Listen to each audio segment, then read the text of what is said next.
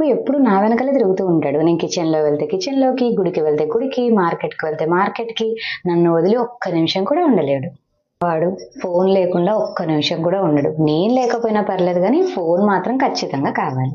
నేను మా బాబు స్కూల్కి వెళ్ళక ముందే తెలుగు నెలలు, నక్షత్రాలు, పాటలు, పద్యాలు అన్నీ నేర్పించాను. ఎంత బాగా చెప్తాడో మా వాడు.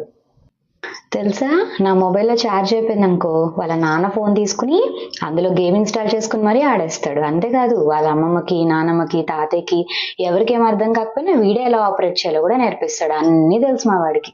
మా బాబు సాయంత్రం బయటకు వెళ్ళి పిల్లలందరితో బాగా ఆడుకుని అలసిపోయి ఇంటికి వస్తాడు. కొంచెం అన్నం పెట్టగానే చక్కగా నిద్రపోతాడు.